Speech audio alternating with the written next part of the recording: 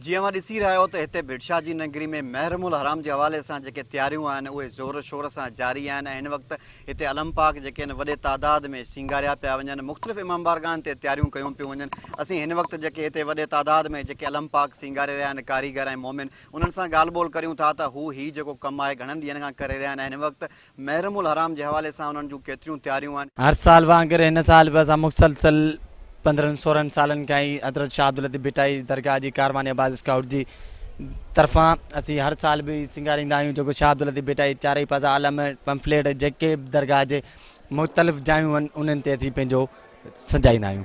गुलकारियूं ॾींदा आहियूं, वलूं कढंदा आहियूं।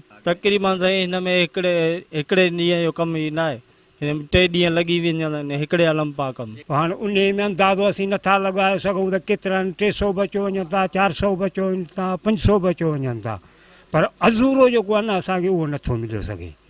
जेके बि कलर आहिनि, साओ आहे, अछो आहे, ॻाढ़ो आहे, फिको आहे, गुलाबी आहे, हर कलर आहे। पहिरीं त हिन जो हथ ॾींदा आहियूं अछे जा, अछे खां पोइ वरी ॿिया कलर कंदा आहियूं, गुलकारी कंदा आहियूं। हाणे इहे पहिरीं तारीख़ खां वठी सवार कया वेंदा, पहिरीं ते, ॿीं ते, टीं ते, चोथीं ते, 5, 6 ताईं हलंदा आहिनि। इमाम बारगाह जा आलम ईंदा आहिनि, कुझु पाड़े जा हूंदा आहिनि, कुझु घर जा आलम हूंदा आहिनि, ऐं इन में कलर हूंदा आहिनि, काफ़ी कलर हूंदा आहिनि। हीअ आहे हर साल ड्यूटी ॾियणी आहे, जेसीं ताईं CCM साहु हूंदो तेसि ताईं पिया ड्यूटी ॾींदासीं। मालिक जो करम आहे, असांजे मौला गंज ॾिनो आहे। अल्हम्दुलिल्लाह तक़रीबन तयार मुकमल आहिनि। सबीलुनि जे हवाले सां जेके मोमिन ड्यूटी में हूंदा आहिनि मुहर्रमुल हराम जे हवाले सां, उहे पंहिंजी ड्यूटियुनि में ॾींहुं राति मगन आहिनि ऐं तक़रीबन उहे हाज़िरियूं बि शुरू थियण वारियूं आहिनि ऐं सबीलूं जारी थियण वारियूं आहिनि। अलम पाकनि जी सजाइण जो कमु असांजे में बि कुझु आहे, कुझु ॿियनि दोस्तनि जे हवाले आहे। पहिरीं मुहर्रम खां इंशाल्लाह पहिरीं मुहर्रम जी राति इंशाल्लाह अलम पाक बि सवार थी वेंदा ऐं मुहर्रम जा जेके बि रसूमात आहिनि ऐं जेके बि आज़ादारी जा सिलसिला आहिनि इंशाल्लाह जारी ऐं सारी थी वेंदा। तक़रीबन असांजूं जेकी तयारियूं आहिनि थी चुकियूं आहिनि।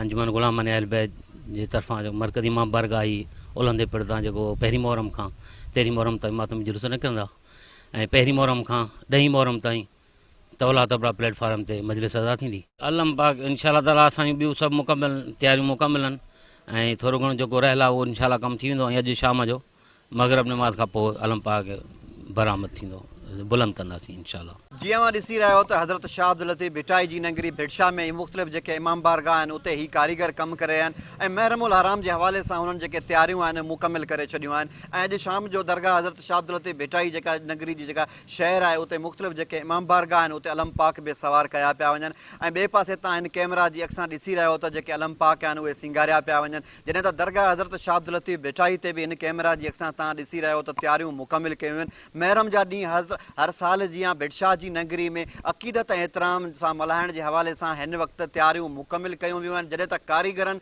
ऐं हिते जेके मोमिन जेके मौजूदु हुआ उन्हनि जूं ॻाल्हियूं तव्हां ॿुधियूं, उन्हनि बि टाइम न्यूज़ सां पंहिंजा वीचार वंडिया। कैमरामैन निसार मंगरियो सां गॾु रजब अली बोज़दार, टाइम न्यूज़ भिटशा।